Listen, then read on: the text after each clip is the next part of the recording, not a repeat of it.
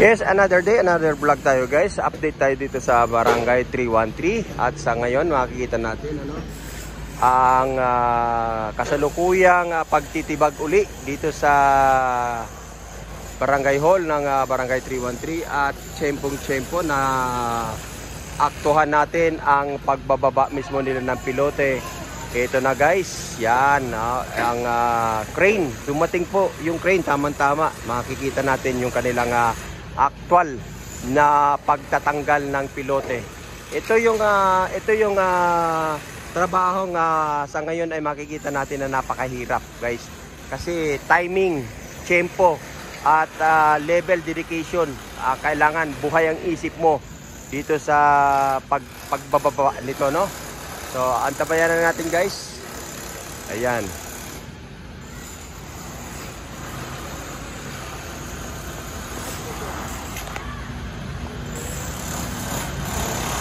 Saludo po ako kay Christy Amada. Yan, saludo po ako kay Yorme Bilis Kilos. Sana lahat ng mayor ganyan. Ingat po kayo palagi. Salamat po, Ma'am Christy Amada.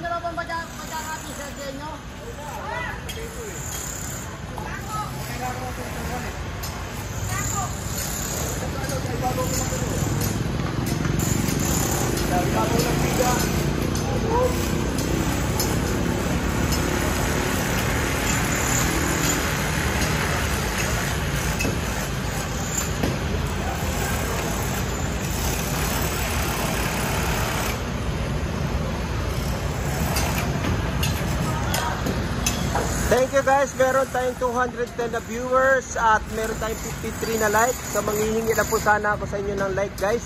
Gawin po natin 100 yung ating like. Mag-enjoy na po tayo sa ating panonood. So maraming salamat po. 100 like po ang aking hinihingi para ma-spread po yung ating channel na tayo po ay naka-live. Salamat po. Ayan.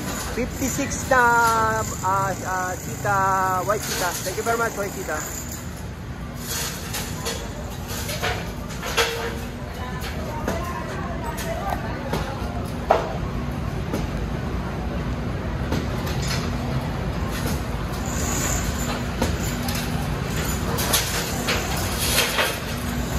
May tumatawag sa atin dito guys na mag-asawa siguro na kamotor. So, baka isa sa ating mga followers. So, salamat po. Yapagis vlog po, hindi sikat, pero magbablog ng tapat. Yun po yung ating guys, no? At tayo ay nagpapasalamat kahit paano ay nakikilala tayo ng ating mga kababayan.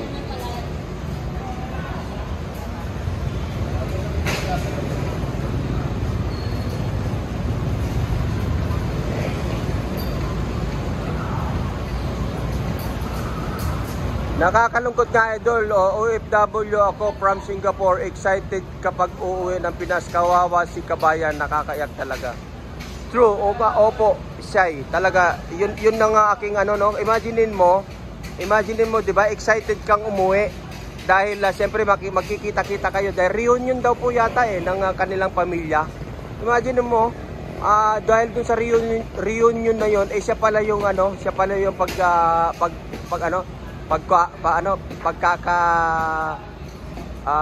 grupo-grupo, ang tawag ba yun? Oo, buklod-buklod ng kanyang pamilya. Imaginin mo, siya pala yung inaantay, di ba? So, ang sakit talaga, ang sakit isipin na ganun ang nangyari.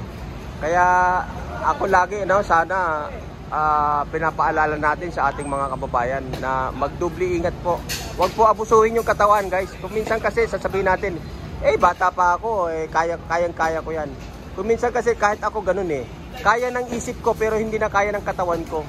Kagaya ko, halimbawa, yung sa edad ko, ang isip ko po kasi kaya ko pa. Alam mo yung mga dating ginagawa ko noon, ay pinipilit kong gawin uli, pero sa ko hindi na hindi na po kaya ng katawan. So nagbabago po kasi talaga ang tema ng katawan, pero yung takbo ng isip po natin at takbo ng utak natin ay parehas lang, walang nagbago. Ang nagbago lang po yung yung katawan natin humihina. yung ating mga immune humihina. Yun po yung katotohanan dyan. Kaya ingat po palagi, lalong-lalo na yung mga kababayan natin na nasa abroad. Yung mga nagtatrabaho po natin na mga kababayan. Di ba? So, ingat po palagi, ha?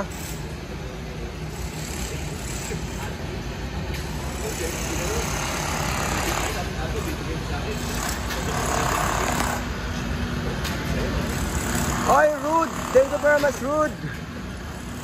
Yan, dito muna tayo, Rude. Kasi gusto kong ma-witness yung pagbababa ng pilote.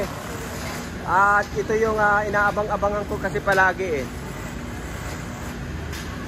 So ngayon, sabi nga ni Foreman ay ibabagsak niya ng lahat yan. Ha, late naman ako, sabi niya. Hindi ka naman late. Okay lang po. Sabi nga, huli man daw at magaling, huli pa rin. Thank you very much, Rude.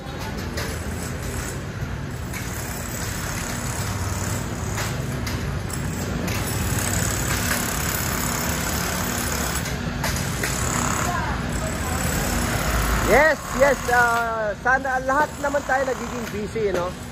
So, thank you very much. Kahit busy ka, ay nakapasok ka sa ating live. At kahit lahat tayo nagiging busy at mas maganda ngayon, pag naging busy tayo, ibig sabihin marami tayong gawain. Mahirap yung yung walang ginagawa, napakahirap nun. At saka pagka naging busy ka, ibig sabihin, ang susunod niyan, magiging mayor ka na. O di kaya magiging busy gobernador ka. Di ba? Kaya ako ayoko mag-busy. Alam mo ba yung Rod?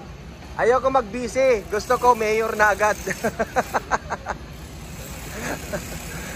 Kaya yan ang gusto ko eh. Di ba? Joke lang.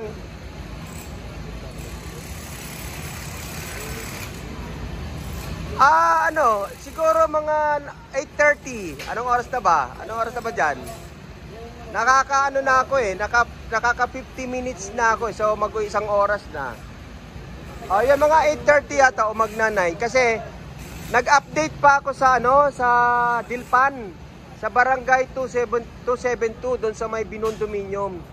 So nanggaling pa ako doon, nag-update ako doon kasi marami din ng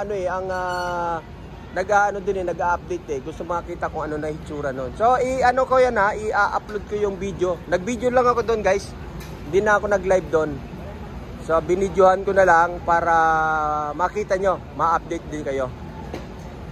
At mamaya ako babalik, mamaya siguro after lunch. Saka ako pupunta naman doon sa barangay 208. At titingnan natin kung nakita na ba o lumabas na ba yung nawawalang bahay. yan lang naman yung aking ina-update dun eh, yung nawawalang bahay, kung lumitaw na ba. Kung lumabas na ba. Pag lumabas na, edi wow. Congratulations sa barangay 208. Ayan. Nako, ginagawa ko lang pong joke yon para matawa kayo, pero hindi po biro yon sa may-ari ng bahay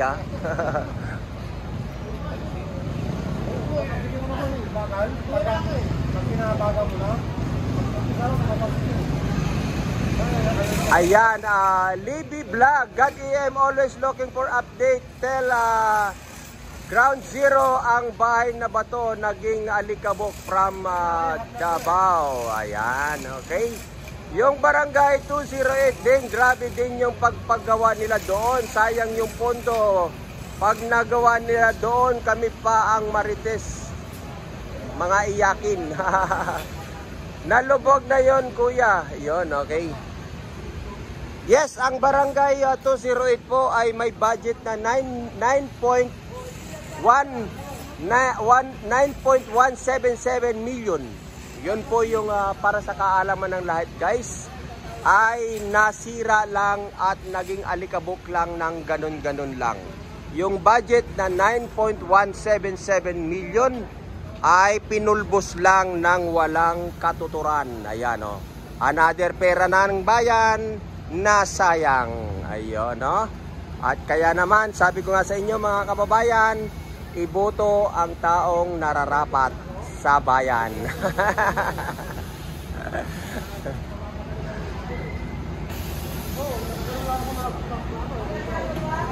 9.177 177 million yung ano na yun, ano, yung proyekto na yun. At ito naman guys, itong barangay 313 na ito yung kasalukuyang tinitipag natin ngayon dito.